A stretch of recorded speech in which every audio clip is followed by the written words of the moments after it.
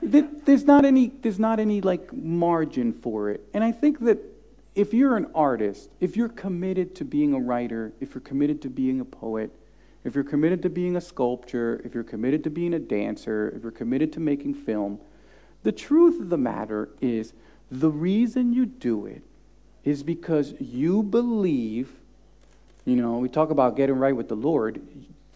This is the most faith-based initiative in the world. You believe deep down that whatever art you're doing, one person out there in the world, and maybe more, one person will encounter that piece of work that you put out into the darkness.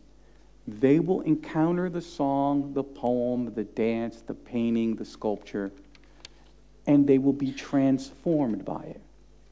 The reason you have this faith is because almost all of us who are artists because we encountered our form. In my case, I encountered literature, and as a young person was transformed by it. And to be transformed, you know what I'm talking about. The moment that you hear your favorite song, the moment you read your favorite poem, the moment you finish your favorite novel, for those few instances after you encounter your favorite piece of art, you know that feeling you get when you hear that favorite song. The book, the dance, the sculpture takes you and puts you back together for a few seconds the way that you should be put together. You feel at the moment you encounter your favorite art piece that you are your best self. It goes away. But because you felt that, it pushes you to be an artist. Why? Because you want to give other people the opportunity to feel the same thing. And there's no money in the world, though money's great. I wish I had a fur coat and a lion here right now, Money would be great. What would you do with a lion in New Jersey? I'd probably name him Felix, But it's all great, but there's nothing else that's going to keep you to that page in darkness, in solitude for 5, 6, 7, 8, 9, 10 years. And that's why I have faith in reading, and I have faith in the few readers that we have. Because for me to keep doing what I'm doing, I only have to believe that somebody in the future will be touched in this way. No artist is really working for the present. You know that. You're working because you have this incredible faith that it will happen in a future. We always say, the audience we are writing for hasn't yet been born, so you hope. And I think that's the thing that keeps me rolling, and that's why I don't mind. We're doing pretty good with readers compared to what we're up against. We're not doing too bad, you guys. Sony, Facebook, these guys have trillions of dollars. And there's like me and you. Yeah. We're like, read! And 3 of them right here, yeah. Yeah, there's like 5 people being like, read! And we're not doing bad, man. It's not bad. We're far ahead of it. I find that young people I work with are very open to stories and storytelling and the verbal repetition of work more now than I did even 10 years ago. So I'm equally encouraged on that. Let's skip. I wanted to go one place, but this thing's been saying the same time. This is killing me. This is awesome. We've been 18 minutes for 30 minutes. Yeah, exactly. This is let's do a little Americana for the non-expats, this is stuff. We're sitting in the time period 150th anniversary of the Civil War in America. And the myth the shot that was heard around the world in the Revolution, now the myth that's told around the world in the Revolution, the Civil War, excuse me. Apologies to the poor translator back there. I'm mumbling in Southern.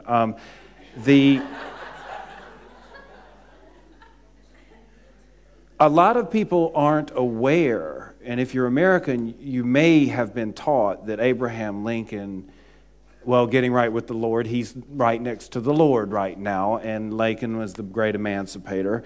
And, you know, that's a long history lesson to be had. But one thing that stuck out in my mind with talking to you about going to talk about the Caribbean and things like that, and this anniversary of the Civil War, is that only just a matter of days or weeks before the Emancipation Proclamation was given by Lincoln, he had meetings with so-called colored or Negro leaders in the White House to talk about a transfer of slaves to Haiti and the Dominican Republic. So the myths we tell, the revisionist histories that we get into the grade schools, they tend to not talk about that. Just like I live now in the UK, and we tend to not talk about the triangle trade that came out of Liverpool and Glasgow because people are still uncomfortable with the subject. When you say, like the other day in the American Center, that you do not mind being known as a Dominican writer as long as it leaves you open to other possibilities, in light of the misinformation, and I'm talking about in a non-American setting necessarily, an international setting, because of the misinformation out there about what happened and is still happening in the States, do you find that a problem? Have you found it a problem here? Have you rethought it at all? And what does it mean to you to be an American, Dominican-American writer? Where does that sensibility play into work you're currently working on now, and has it changed since the work we've seen so far? Yeah, I mean, I will not start with Lincoln, you know, but I do think, look, we all use shorthand to try to describe who we are and who other people are. We seem to think that, like, by saying that someone is Czech, we know what that means, right? If I say someone's Dominican, we think that that actually means something. But we know that if I asked any of you to give me a definition of what a Czech person is, just write me a definition of a Czech person, I will go out on the street and in 5 minutes find a Czech person who doesn't fit your definition. It's just the way it works. We can't come up with definitions complex enough to deal with how stupendously complex we are. But the publishers would love to do so. We were talking about the business culture before. They would love to do this supposedly for you on your behalf, No, I think we don't even need them. We do it. We can't help it. Even though we know that it's impossible for a human being to fit comfortably inside of a definition, we can't help ourselves. We love to do it. And certainly as artists, you're aware of both the box that we make, Dominican, American, Czech. We're aware of the box, and we're aware of the impossibility of anybody to fit permanently in that box. And I mean, as a writer, it's kind of a lot of fun to play with that. I mean, if I was running a political party, I would only want to talk about the box. You would be like, Dominicans are like this, and everybody else get out of the country. Well, leave your money first, and then get out, you know? But as an artist, you've got a lot more room. You're not running for political party, yeah? I mean, and I think that it's okay. I think that the fact that there's, whether it's the United States, the Dominican Republic, that people have an allergy to history, this is also something else for an artist to play with. You know, you can get kind of mad about it, or you can just be like, hey, this isn't bad. You know, guys, I wrote a novel that was about Dominicans in New Jersey and Dominicans in the Dominican Republic in the 60s, right? And also the 50s, but let's just say the 60s. The average Dominican kid had no idea about the history I was talking about.